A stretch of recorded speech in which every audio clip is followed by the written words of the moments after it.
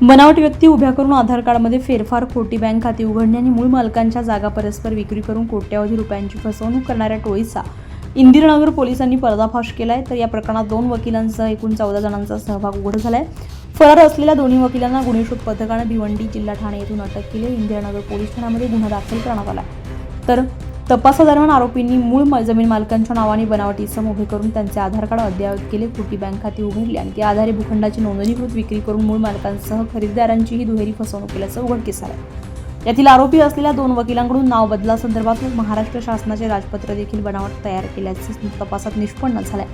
आतापर्यंत या टोळीने नाशिक शहरात अशाच प्रकारचे किमान 5 गुन्हे करून कोट्यवधी रुपयांची फसवणूक केल्याचं समोर आलंय। पोलीस तपासामध्ये या प्रकरणात कपिल अरविंद पाठक आणि अल्मास करीम सय्यद या 2 वकिलांसह एकूण 14 जणांचा सहभाग समोर आलाय।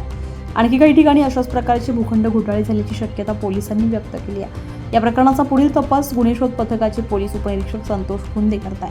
पोलीस आयुक्त संदीप कर्णिक, पोलीस उपायुक्त किशोर काळे, सहाय्यक पोलीस आयुक्त सचिन बारी, वरिष्ठ पोलीस निरीक्षक मनोहर कारंडे आणि सहाय्यक पोलीस निरीक्षक सुनील अंकोलीकर यांच्या मार्गदर्शनाखाली गुन्हे शोध पथकानं ही उल्लेखनीय कारवाई केली आहे।